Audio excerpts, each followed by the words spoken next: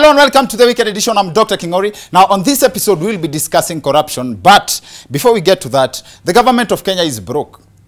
What is waliwekelea pesa ya Kenya kwa game ya Arsenal? Happens to everyone. Anyway, shortly after the announcement of the government being broke, the opposition leader Raila Odinga and President Kenyatta buried the hatchet. You do realize that Baba has not yet spent the money collected kwa ile NASA pay bill. Are you thinking what I'm thinking? Neza kuwa kamwana alisota akaendea Babas. So you know that's how it works. Swale Mdoe was roasted for trying to find comfort in the brokenness of the government. He tweeted, so if the government can be broke, why were people surprised when I declared that I am in a financial crisis? Just thinking aloud. See, I pity the people who are trolling Swale Mdoe because you do realize Swale Mdoe akiamua kuna mahali anaweza toa 5 million hapo kwa mwili yake. Si alikuwa anauza moja 2.5. And as in, he can source that much internally. And as a result of the cash crunch, it is likely that Kenyans will face tough times ahead because the government will continue to borrow locally in competition with the public, which will make it more expensive for small businesses to access credit from banks, and that's scary. Imagine the government getting to a point of borrowing from Shylocks. Unajua serikali ikikosa kunilipa hii mwezi Thika Road ni yangu. Niliwapatia deni ya 1 million ile wakati walikuwa wanapeleka MCA benchmarking ya kusoma mambo ya kuendesha gari manual. Na unajua hajanilipa kitu. Juzi walituma YouTube ya kuja hapa niambie wataniona ka kitu mambo ikikuwa mzuri.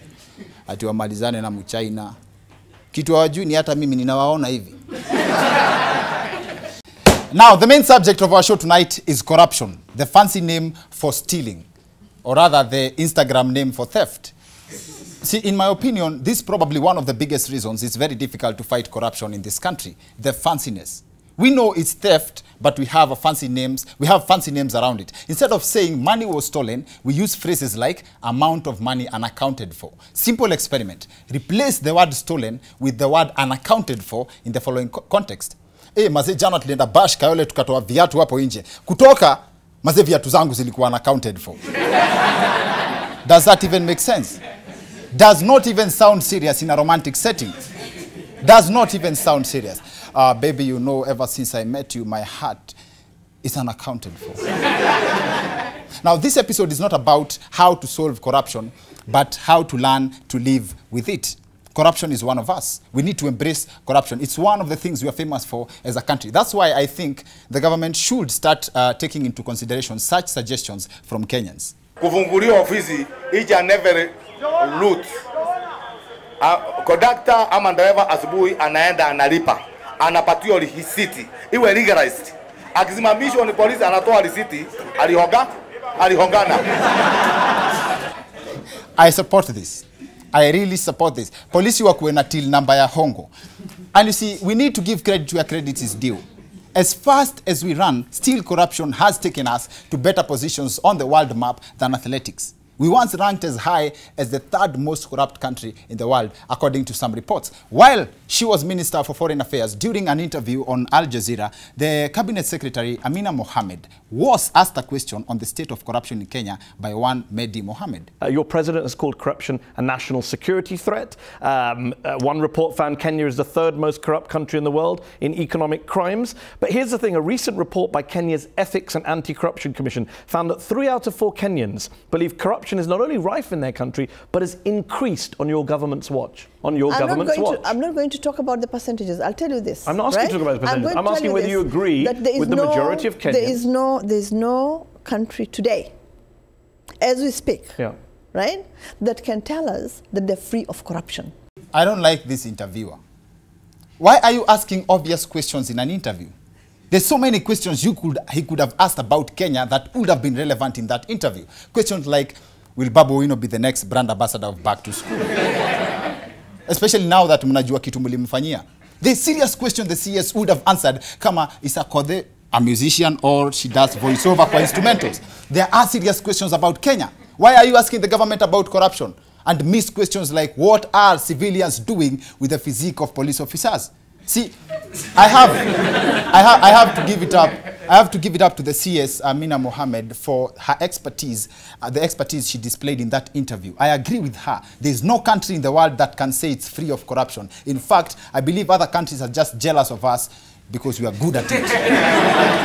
Githeri media. Now, for most Kenyans, corruption can be summarized as bribery, and the main targets, or should I say suspects, have always been the police. However, while appearing on this show, in fact, our very first episode, Charles Owino, the then police spokesman, the spokesman of the police, had a very, very valid description and origin of bribery. Bribery starts at home. Bribery starts at home. Mtoto amelia, anapewa pesa, anafurahi. So, mtu ana grow kama amejua ni mzuri kupewa nini. Hata for example leo wewe ukipata dem unataka kuongea naye, wewe ndio unaenda kununua coffee.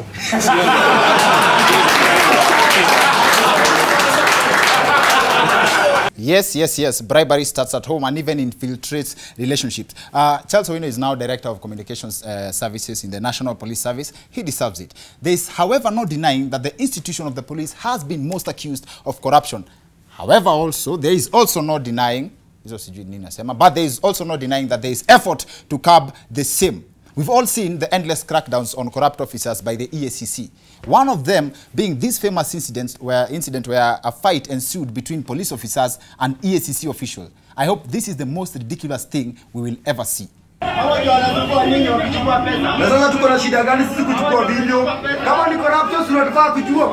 This is an anti-corruption official identifying himself to the public and desperately trying to explain why they are here.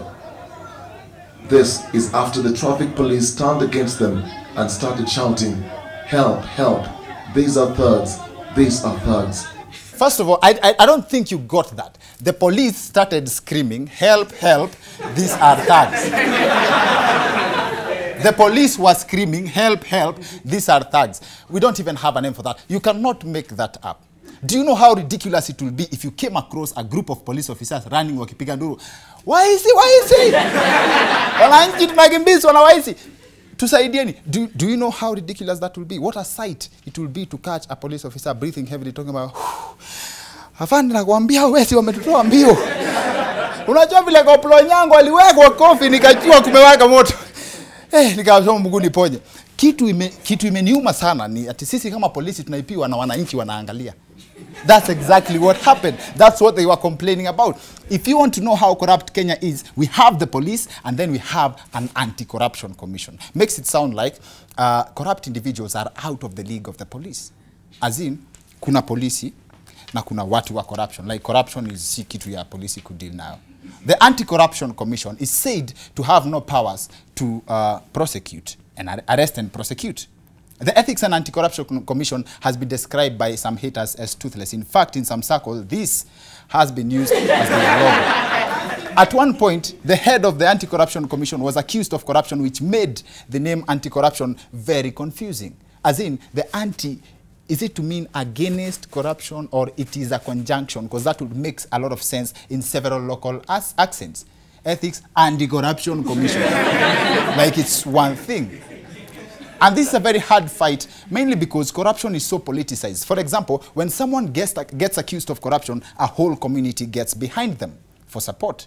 There's also the issue of double standards against in the fight against corruption. It's only corruption when it does not benefit you. Sadly, the cost of corruption is measured in the number of lives lost. This is a very broad subject. We extend this conversation to the second part of our show with our guest, former Deputy Speaker of the National Assembly, Honorable Farah Maalim, to help us break this down even further.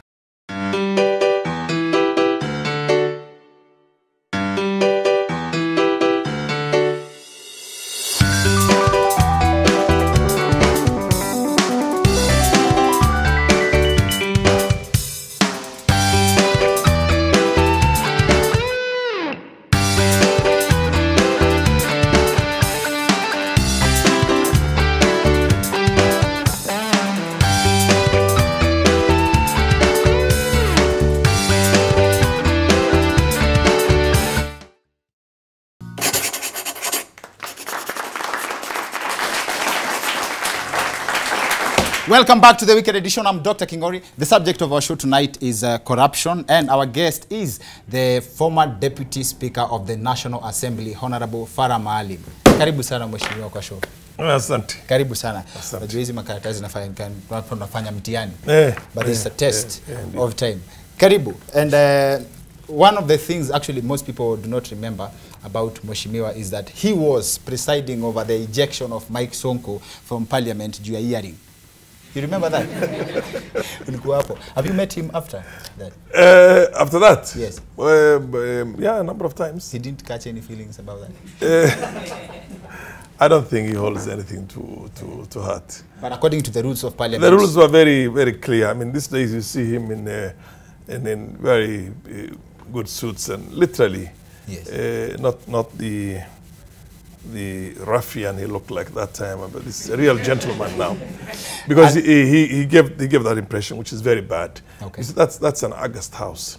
That's an institution which our children are supposed to look and see values and see etiquette and see basically how to conduct yourself. Have you seen our children lately? Have you seen the children we are Unfortunately, progressively, yes, as we keep on going we were hoping that every subsequent parliament, yes, the values will keep on improving.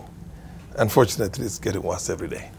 Oh, so because of the manner we transact our own business ourselves, because of the place of corruption, the place of capital, the place of money in the society, regardless of where was the source of the money in the first place, whether it was drugs, or you stole from the country, or you stole from the government, or you stole from your friends, provided you have money. Okay. That is where our children now are seeing as role models for information. Okay. And of course, many other things like what you call counterculture.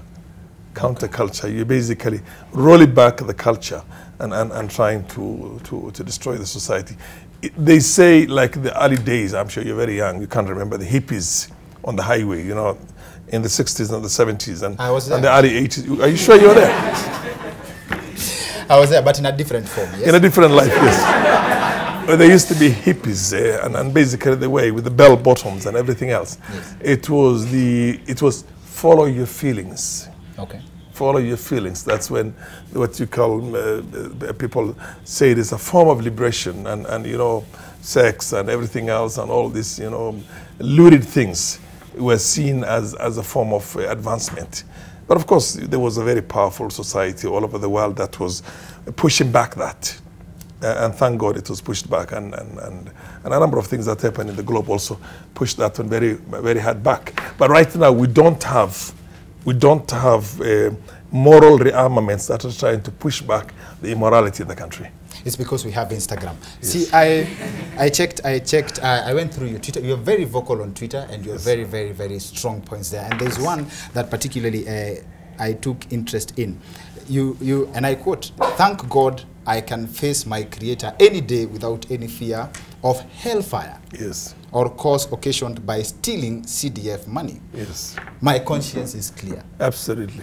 Why wouldn't you steal if everyone else is stealing? They will have company in hell. As in I don't think it doesn't matter how many people are going to be in hell, or how much company you have in hell. Yes. You don't have to steal to be comfortable. I agree. So basically the remedy for corruption is good Christians and good Muslims. Absolutely. But then good human beings. By the way, there are people who are not Christians, who are not Muslims, but who are very honest. And good Extremely Christians honest. who can steal and repent later. Oh no. For corruption, you mentioned something earlier before we got here. Yes. That what most people don't realize is that the money that gets stolen, unaccounted for, sorry. Yes. That's the wrong term. The money that goes unaccounted for is actually we people stealing from ourselves. This is what I was telling you. Yes. You see, when we had 70 years of brutal colonial oppression. Yes. In which we were treated like a subhuman. We were basically, you know, we were like below a human being. The people who are there then, we are fine. Well, like me, I saw a little bit of part of that because I was born long before independence. Yes. I was born a few years before independence. I went to Standard 1 in 1964. Standard so I'm not 1, that young. 1964. Yes, I'm not that young. And by the way, we never used to go to nursery those days.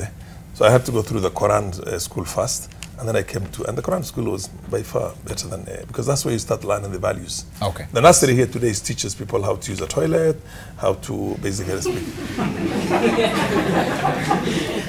So we were we didn't have to using the toilet in our syllabus. But of course, there were no toilets. First of all, there were no flush toilets in Garissa when I was growing up. Yes, yes, yes. That was there was a pit latrine. Timing, yes. And pit latrine. Yeah. And it depends on how much full it is. If it is still very deep, then you take a little bit of it before you hear the sound of confirmed. So but you see,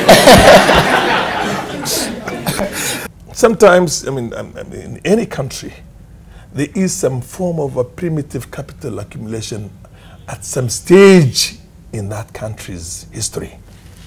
Primitive capital accumulation. You're trying to amass as much wealth as possible. What is that in Swahili? Like primitive capital accumulation? No. You see, you want to embarrass me in front of everybody. No. As in primitivity, I know. Kiba kwa ushamba. You steal what you need. When you don't even need it, if you steal billions, where will you take those billions from? You steal what you need. Even if you have to steal, let's assume for argument's sake you have to steal. Okay. You steal what mandatory. sustain you. Yes. And it's wrong to do that. But if you have to do it because you're going to starve to death, there's a little bit of a logic. Where is the line between accepting to die because of starvation and stealing a bread and going away with it? You know what I mean? To live, to survive. Yes. So that you don't die. That's just an analogy I'm trying to draw. Yes, but you could argue. But if a 30-year-old young man right now still is 15 billion shillings. Because you want to survive for 100 years. Like that's a long term. You still with a long term plan. That is now what you call primitive capital accumulation. Now, in every country, that kind of thing has happened to some kind of an elite anytime. There's a story I've been following up about one of the leading district hospitals in the county, Nairobi, the Mbagathi Hospital. Yes. I went there in December, and they didn't even have windows. They had curtains to block the cold from getting into the wards. And I went there this week. I'm told that they have purchased, or they are purchasing, a generator, around 50 million. I'll confirm that figure. A generator, a backup generator. The governor has done, he tweeted about getting a kidney transplant facility for the hospital, kidney plant, I think, something like that. But the generator first, they bought a generator for 50 million and they don't have windows. So I don't understand. Kama, yo joto ya generator ndio inafaa ichemshe wagonjwa. I fail to understand how things work. What's the problem? Why can't such a small problem just get fixed once and for all? Because people are suffering every week. We have sufficient resources to turn around this country and make it a middle-income country anytime. We don't need to borrow. There is nothing so bad that it cannot be fixed. I have seen the Garissa General Hospital, Provincial General Hospital in Garissa, being managed by somebody, I'm not going to tell you, but a very, very committed female doctor at that time, pediatrician. And you know what? From the worst run referral hospital in the country, in 2 years' time, it was the best. It turned out into a teaching hospital from 2 doctors. One doing administration, one doing, and a general doctor, by the way. Yeah? Okay. They had 16, they had 10 consultants. They had 16 or 20, I can't remember, interns doing their training. Overnight, there were more doctors than they needed even in that place. So it's actually possible? It's possible. As long as you have the right people managing these things and who are committed to the country, committed to the institutions they are running. If Mbagathi Hospital gets now the right people, Kenyatta gets, any institution gets in the country, you can turn every institution. You can go to Mandera and turn that thing into one of the top referral hospitals in the country. And you can stop hitting patients with heat from a generator. Yeah. I mean, why do you need the generator other than for the whatever to make sure that the theater works? Okay. And Mandera had the first theater just the other day. Thank you. We promise the thieves that if they don't invest in people, we are coming after them. And thank you very much for joining us on the show tonight. Actually, I mentioned about the lady who we are supposed to bring you on the show, Beauty Minus Breasts. She's coming in at the last episode of this month. I told you to watch out for that story. Brace yourself in his story nzito sana. See you next week. My name is Dr. Kingori. That's it for the Weekend Edition tonight.